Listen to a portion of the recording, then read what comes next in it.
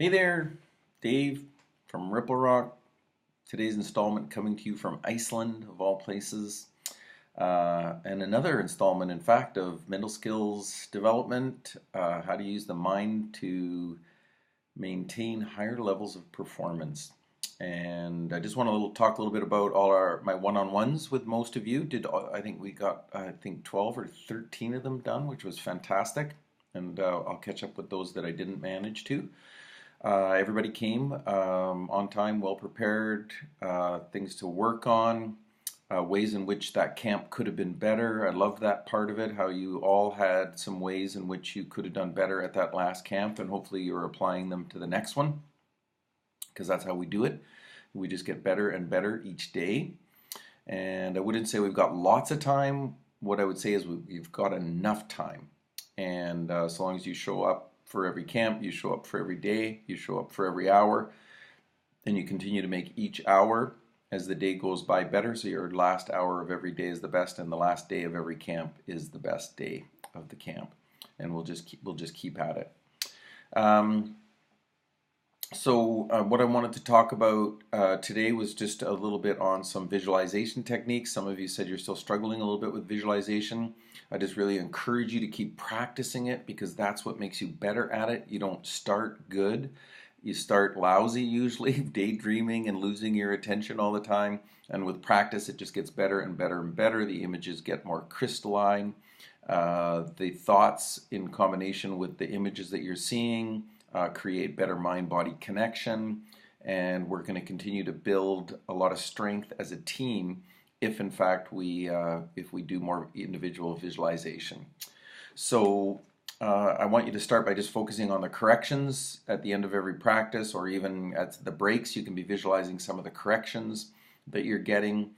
And I also want you to visualize from the 3 columns of our goal setting. So I want you to visualize a little tiny bit of the outcome stuff, watching yourself in those big competition days, just maintaining your sense of self and your poise as an athlete, doing your best work, and us getting great results in terms of, our best efforts ever, our best swims ever, the best highlights ever. So we got to continue to work on those things at every practice and every competition leading up to it.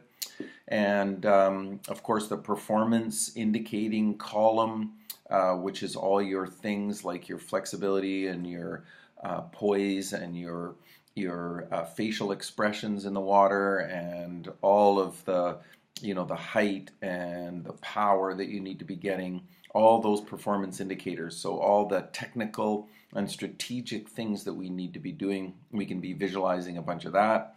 And we can also be visualizing a whole bunch of our process attributes column. That's the calm, relaxed, grounded, centered, positive, patient, effort, focus, and all your individual ones. Those characteristics that make you great at what it is that you do. We can be visualizing those kinds of things.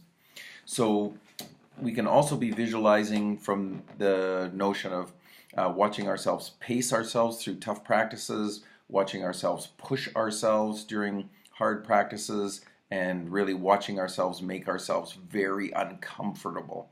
So really doing the hard work. Visualizing those things will really give you more strength and determination when you're in the water. So seeing yourself in those challenging moments that you're dealing with right now, just visualizing it, seeing yourself strong, seeing yourself powerful, seeing yourself determined will really help with that.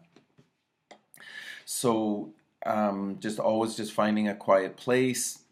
Some people do it with music on, even doesn't really matter. You got to find your own way, but a quiet place, sitting or lying. Just start by getting in contact with the breath, nice inhalations, nice exhalations. That if we can get that 4-second inhalation with the 6-second exhalation, that really nice breathing rhythm that connects us to that parasympathetic nervous system, makes us more suggestible, which is really helpful. It's all about, it's the suggestibility of it. So you're watching yourself do it, and the subconscious mind is saying to you, okay, like if that's what you want, then yeah, we'll help you with that. And that reticular activation system, you're laying blueprints in there of exactly what it is that you want to see, who it is that you want to be, what kind of outcomes you want to get out of that effort and that power. And it just says, oh, that's what you want? I'll help you go look for that. And so you get those two pieces of the mind, just really focusing in on helping you create better performances by visualizing. The last thing I think we need to still work on a little bit, which is what lots of you admitted, is that we still have our teams that we come from, and then we have this team, and we need to make this the team.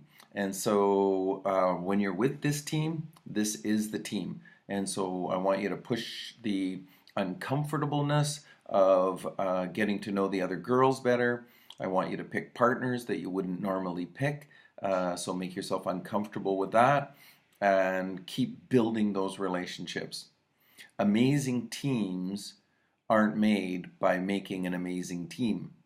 It's made by creating personal mastery with each individual athlete and then having each of those athletes go out and build a really good relationship with every girl that's on the team.